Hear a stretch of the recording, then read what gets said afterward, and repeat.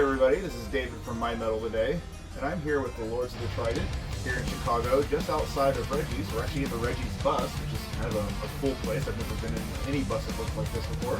But we're here to have a little bit of fun with the band and get to know them a little bit more. So maybe just go around and you guys introduce yourselves. What's up? I'm Brett, or aka Master Herc. I'm Ty, Fang von Rathenstein. What do you do? I'm a singer. If the extremely flamboyant intro was not enough clue for you that I'm the front man. Yeah, I don't do anything. yeah, you're a drummer. I'm Brent, stage name Pontifex Mortis, and I play bass. I'm Aki, stage name Akido Metal, and I'm one of the guitarists. And I'm Brian, Barentorian Helisar, also guitar. Very cool. So let's dive in a little bit more to the band itself and kind of how you guys found your way to the band. And then maybe most interesting to me, where did the name come from? Well, we started, Aki and I were roommates in college. And I'm sorry. Aw, gee, zinger! Zingo! I mean, we surprisingly didn't drive each other. No. Yeah. So yeah, I got into metal sort of via osmosis because Aki would just play like Priest and Maiden and Dio, and I'd be like, okay. Yeah, Ty was very much into alternative rock and grunge and 90s stuff and whatnot. Pearl Jam was his favorite band. Oh, wow. So like when I first met him freshman year, like he had a Pearl Jam poster in his dorm room. Still do. Yeah. In my dorm room. Yep. But yeah, so one fateful evening, Aki and Brian number 1, this is Brian number 2, Brian number 1 were like riffing in playing the guitar in the dorm room, and I was like playing Counter-Strike or something, I don't know. And I get a tap on the shoulder, and Aki's like, hey Ty, Deeper voice. Hey Ty, Thank you. would you be able to record this song that we're writing on the computer? as he flexed his muscles. And I said, I've never tried it before, we can give it a shot. We were up until like, 3 in the morning? You know, it's slightly earlier because Friday, and they put a hard stop on this noise by midnight or 1, but it was latest. Well, we did. The RA did come by and say, guys, you can't scream "fight and die" at the top of your lungs at 2:30 in the morning. I remember that one specifically.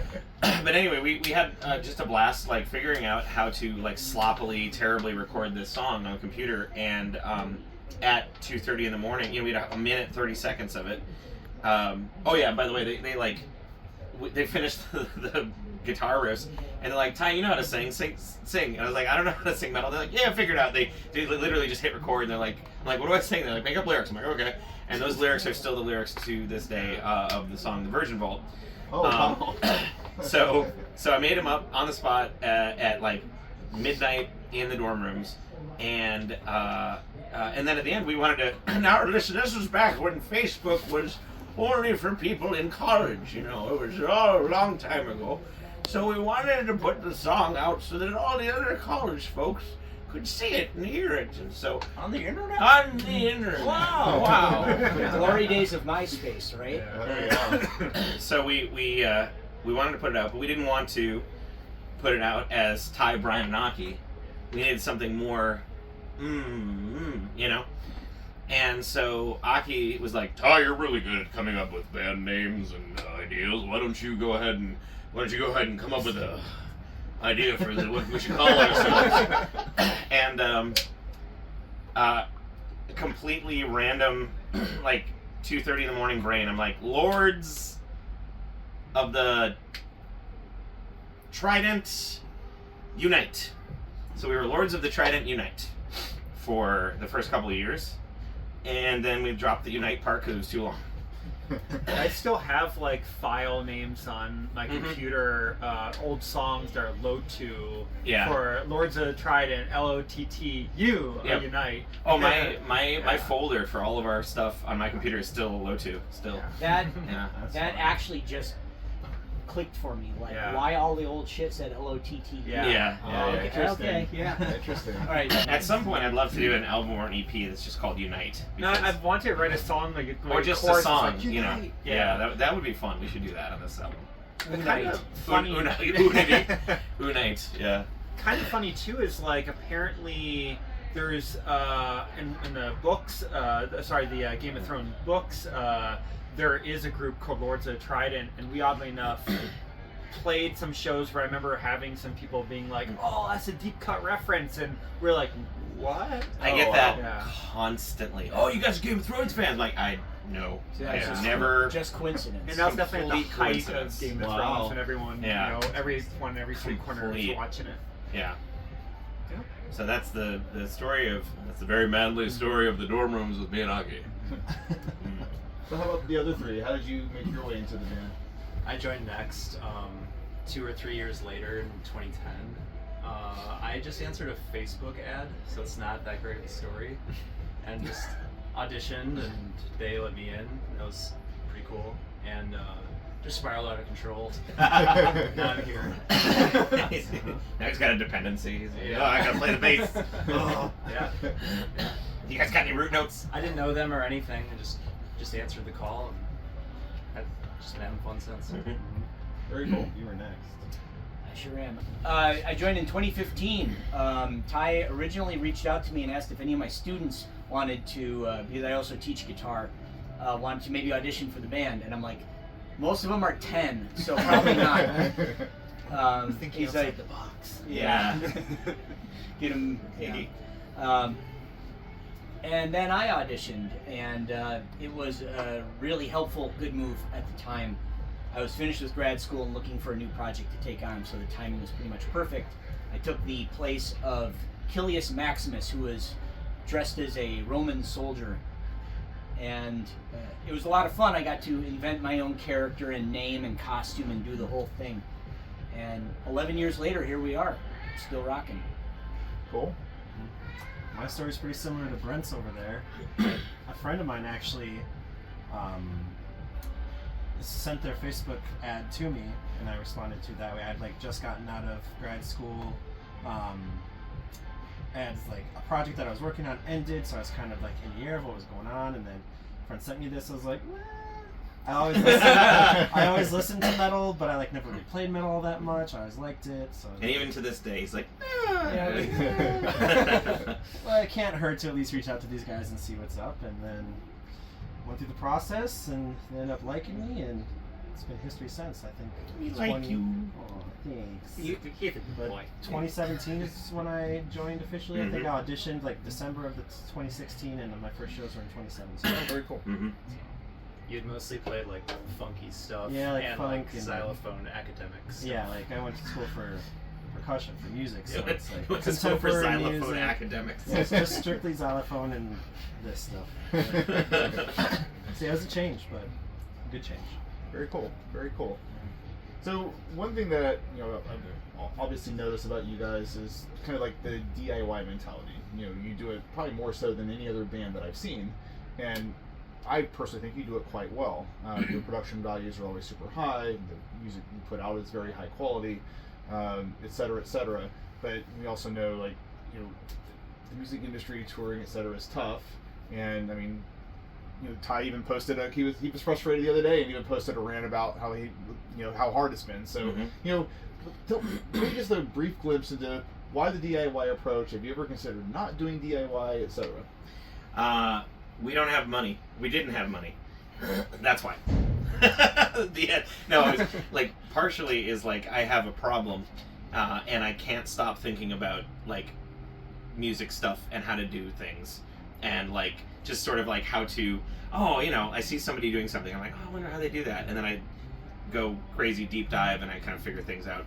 A lot of the original impetus of it came from Martin Atkins, who's a drummer for Nine Inch Nails, Pigface, Killing Joke. He was an instructor at the Madison Media Institute. I did not go there, but we ended up winning a battle of the bands via Madison Media Institute. And he, perhaps mistakenly, said on stage, he's like, "Oh, I'll give the winner of the battle of the bands 1 hour free session with me to discuss the band business." And then we won, and then I took him up on it, and he's like, "I did? I said that? Oh shit, okay, well, alright." He's this like big, white-haired, huge, British guy, amazing, I love him. So I sat down with him and I brought in like spreadsheets. He's like, holy shit! No band has ever brought me spreadsheets before. That's fucked up, you know. And then we started talking, and he's like, well, oh, you printing your own shirts? And I was like, no. He's like, why? You're losing money. You're bleeding yourself dry if you put money in the shirt. You could just, here's what you do: get some curtains, steal a bed sheet from one of the Best Westerns. That's what we did, and then just put fucking through a screen and you're done. And I was like, oh, okay. So so we started there, and I don't know, everything. Everything has just been like, I see somebody doing something, I start researching it, and I'm like, that's not so hard. And then I dive deep into it, and then I do it, and it saved us a shitload of money. So we all go in there. Hey, you want to go over to Ty's basement and breathe the fumes? Yeah, exactly. Yep, come down to the sweatshop. Making shirts in this tiny little enclosed, no ventilation basement. That's why we're the way we are. Yeah. That's how we keep them in the band so long. They're like, okay. Explains all that. Want to come play a show? Yeah. But no, I just really enjoy it. I mean, I think about band music stuff constantly, at least once a day. And I don't know, I get a lot of joy out of it. And so I always want to figure out how people are doing things. I always ask people questions about their setups and that kind of stuff. I was a roadie for a while, like a professional roadie. When I was 19, I roadied with Bachman Turner Overdrive and Loretta Lynn and Molly Hatchet and Steppenwolf and Glenn Miller Orchestra. And yeah, so I was always really interested in like how things work in the music industry. And that's kind of where it came from.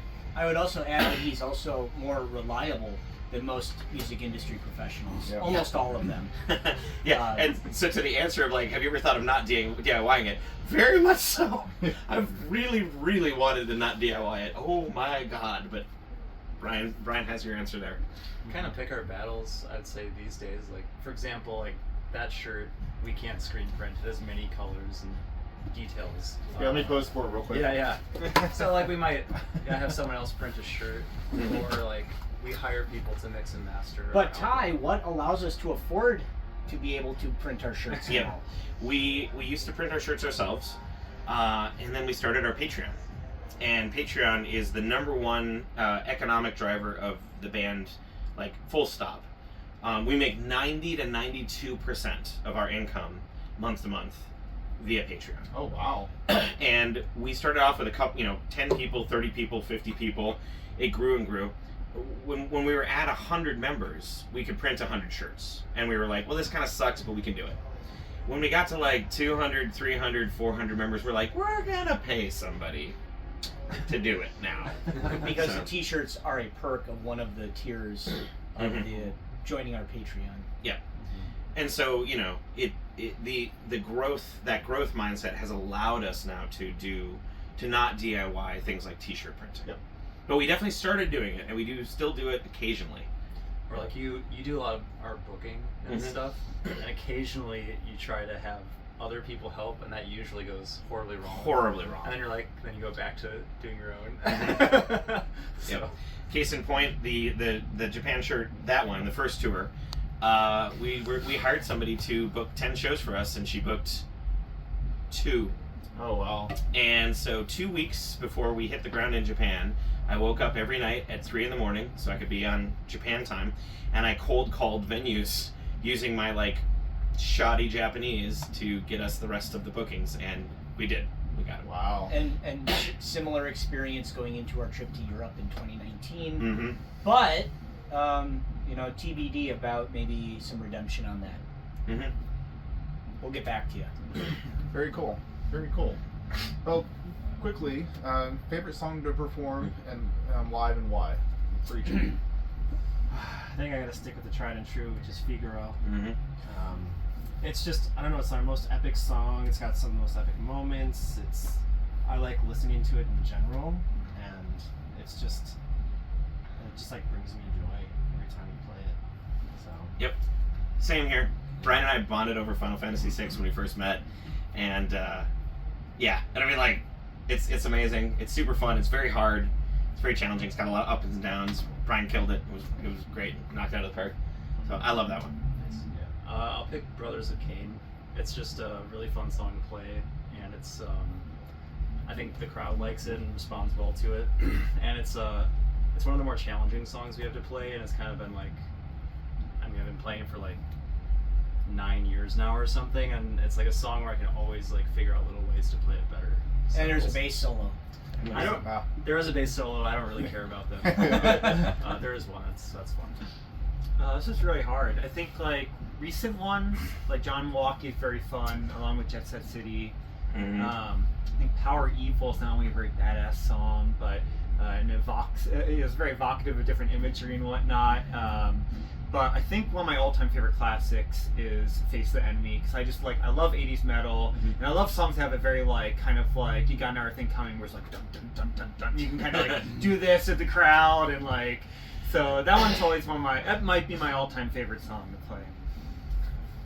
Figaro is right up there, but I think the energy and drive of Charlatan. That's a great song. Charlatan is probably my favorite to play with.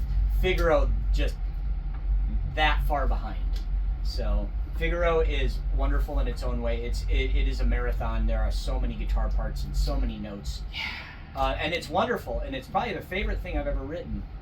But the energy I get from playing Charlatan is just something kind of different and really enjoyable too. Oh, that's cool. So I told them I had a secret question for them that I wasn't ever prepped for, and it's kind of interesting that you mentioned Charlatan. The Offering is actually my favorite album by you guys, and part of that is I was actually late to the Lords of the Trident show, and I think I had told Ty the story, but very briefly. I was on a road trip with my two oldest kids. We were listening to some stuff. We'd go into free play, and when something hit, we'd say, "Okay, let's check that album out." It's actually Charlatan that came on, and we're like, "Oh, this is kind of cool. Let's go check out this album." And then that's all we listened to for like the next several hours, like on repeat. So they became a favorite, so much so that my son wanted to come into Mad with Power for the first time 2 years ago because you guys were playing. And then we went to Mile High Power Fest with my daughter because of Seven Spires and you guys playing. Mm-hmm. So, but the question here is, there's one song on that album that is actually probably my favorite song by you guys. Uh-oh. And I've never heard you play it live. I like it so much that I was even working on a vocal cover for it, which I never got over the finish line. And it's so Dance of Control. I interesting. Are you giving us a spoiler? Did we put that in the set? We did. I mumbled it. I didn't yell it out loud. Some band might be playing it sometime soon at a festival that they run this year, maybe. I don't know. Oh, really? Yeah. So I don't even have to beg. Well, and in particular because we just released a very cool 2-sided printed shirt featuring the theme from that song. Oh, really? So it turned out really good. Yeah, it was cool. It's a killer looking I might have to t-shirt. get that shirt. If you know Larry, he's wearing it today. Oh, very cool. Yeah. Okay. So. Speaking of classic, awesome fans who managed to catch the band late or missed the show or whatever, and still went all in anyway. So we appreciate those fans. It's amazing. But yeah, we'll play Dance Control. We do on occasion. We have done it. The coolest one I think when we had it like a live like harpsichord player. We borrowed the keyboardist from the Madison band Queen of Dreams. Oh, I love Queen of Dreams. And I worked with her for a little while, and got her cooking on being able to do most of the harpsichord part on her guitar.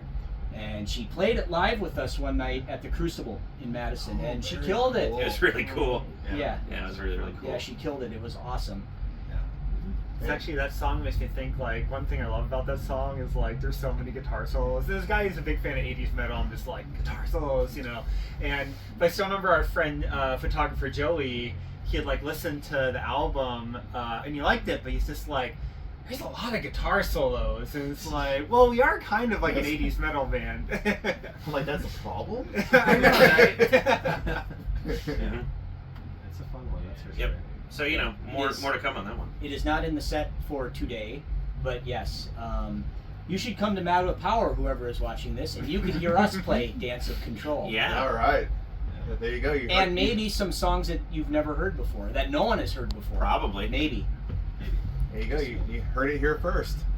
Well, thank you guys so much. Really appreciate the time, and looking forward to seeing you guys tonight as well. Now get off my bus. Thank you, David. Yeah. Thank you. Thank you. Yeah. Yeah. Thanks. It's fun. Yeah, absolutely. Yeah, thank you. It's great. Thanks. All right.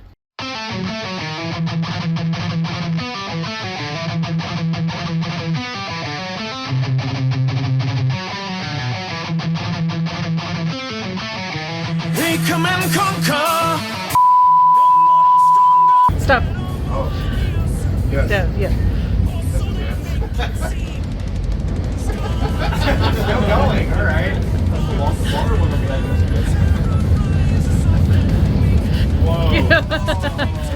It's magic. How do you do that?